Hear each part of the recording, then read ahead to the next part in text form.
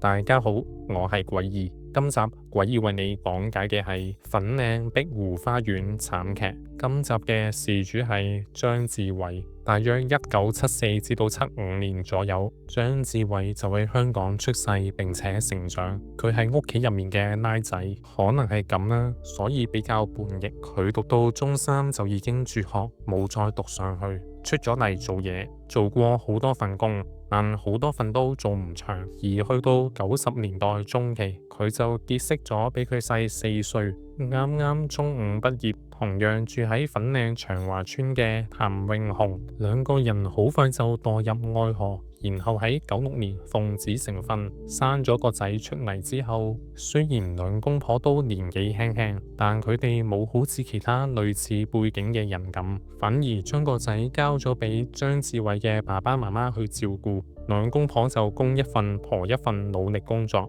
希望可以提供一個美好舒適嘅成長環境俾細路哥。據講，佢哋當時一家3口生活愉快。去到02年嘅時候，張志偉就做緊奶粉公司嘅推銷兼送貨員，而佢老婆譚永雄就做緊化妝公司嘅職員。兩公婆嘅月入合共2萬蚊。眾所周知啦，香港嘅經濟喺97年就受到金融風暴嘅重創，樓市就跌咗好多。去到02年依然喺低位。見到咁，當時有穩定工作嘅兩公婆就向房署申請咗首次置業貸款，借咗10幾萬作為首期，以零首期嘅方式買入咗粉嶺碧湖花園一個16樓嘅單位。還款期開始嘅話，月供只係幾千蚊。佢哋兩公婆覺得一定冇問題嘅，點知嘅係去到03年，香港就被傳入沙士，疫症爆發，經濟就更加低迷啦。而咁樣就令到張志偉嘅公司突然改變佣金嘅制度，令佢每個月大約平均少咗1000幾蚊嘅收入。而去到03年年尾啊，間公司再度削減加班嘅時間，同埋取消咗 OT 嘅補稅，令到張志偉嘅收入再少咗截。張志偉就覺得自己俾主管針對，覺得公司對佢好唔好，工作量增加，但收入就反而跌咗。再加上首次置業貸款嘅還款期就嚟開始啦，年關又臨近，開支就大增。佢覺得經濟壓力越嚟越大，逼到佢唞唔到氣，故此佢嘅精神終於出現咗問題，開始經常失眠、思緒混亂、出現幻覺。例如佢同屋企人食飯嘅時候，就會突然喊起上嚟，一時又話對唔住阿爸，一時又話見到個仔俾人剝晒衫趕咗出街，非常之凄涼。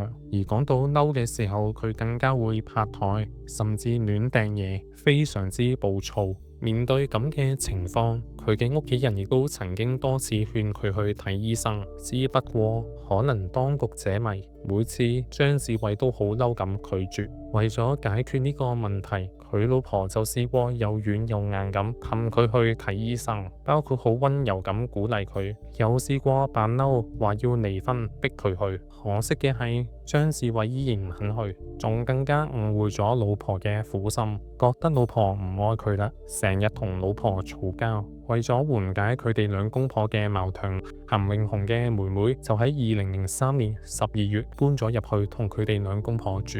無奈嘅係咁樣依然改變唔到張志偉嘅諗法，最終悲劇都係發生咗。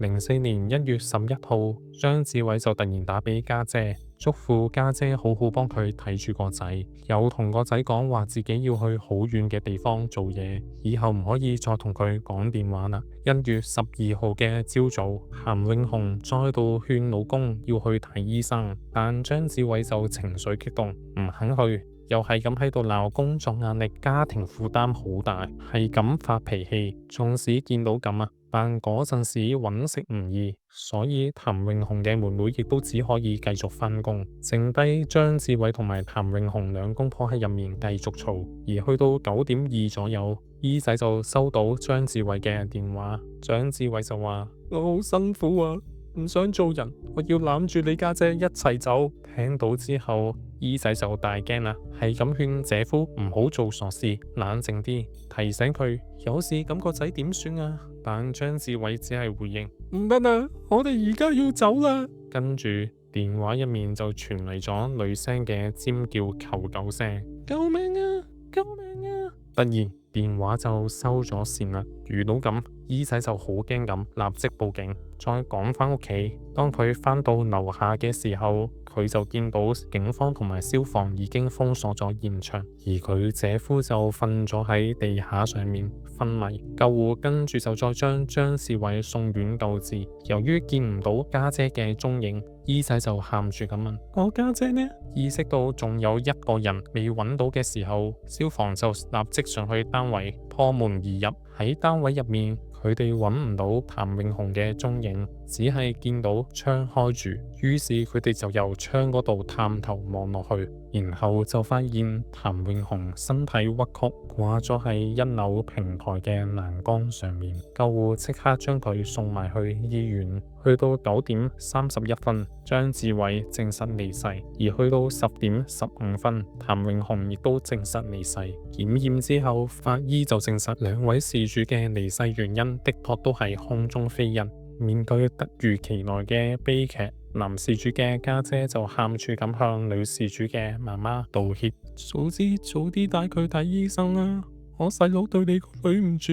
而男事主嘅父母亦都喊住咁話：點解你會捨得個仔？最後經商議之後，雙方都決定將男女事主合葬，亦都決定喺嗰時暫時向細路仔講大話，話佢嘅爸爸媽媽係因為沙士離世。呢單 case 去到呢度就正式結束啦。最後有詭異少少嘅評論啦，我諗除咗少數拎閒錢嚟炫耀嗰啲奇葩之外，大部分人如果有出下街啊，出去食下飯啊，同各行各業嘅朋友交流下嘅人都應該 feel 到香港嘅經濟真係差。咁當然啦，經濟差就唔係香港獨有嘅，世界好多文明啊、先進嘅經濟體其實經濟都唔係幾好噶。而喺咁嘅情況底下，因為財務壓力啊、經濟壓力，好多人就會睇唔開做傻事。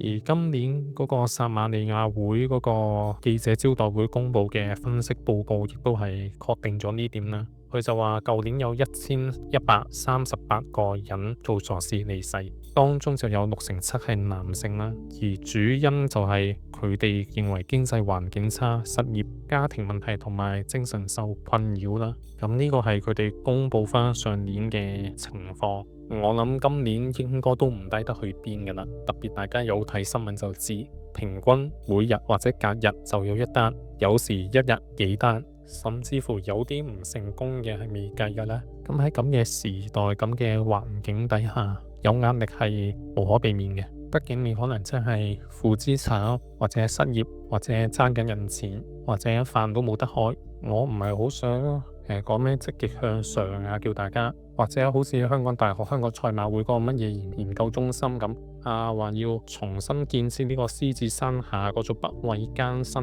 奮鬥嘅精神。我唔想講呢啲，因為咁樣好似怪緊嗰啲人啊，你唔夠捱得，你唔夠吃苦，甚至乎你咁樣呼籲人哋繼續向上爬啊，向上爭取啊，追求嗰啲名利，會唔會更加造成更大壓力呢？我都唔敢講，所以我只係想講嘅就係，如果大家有壓力，而個壓力係大到你覺得你精神有啲異常，或者你身邊嘅人嘅精神因為咁有啲異常，盡早揾啲專家醫生求醫，唔好因為面子啊或者其他原因而耽誤咗。亦都要記得我哋係冇權去帶埋你嘅親人走嘅，哪怕你係覺得留翻佢喺度，佢會更加辛苦都好，你都係冇權咁做噶。反而實際情況可能相反，佢留翻喺度，可能佢依然要俾啲追數佬追啊，失去咗層樓啊，或者生活質素下降，個情況都係唔好噶啦。但未必好似你諗到咁絕路咁極端嘅，即係佢可能係由有錢或者中產變翻去基層，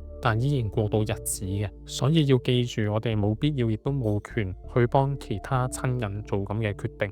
最後希望大家都喺呢個環境底下都平安啦，唔使面對呢啲啦。今集就去到呢度啦，歡迎大家留言分享你嘅諗法，亦都歡迎大家讚好或者分享俾其他人。另外亦都歡迎大家 follow Facebook 同埋 Instagram， 咁就可以喺出片嘅時候收到通知啦。而 Instagram 更加會時不時有舊相同埋舊剪報分享。拜拜。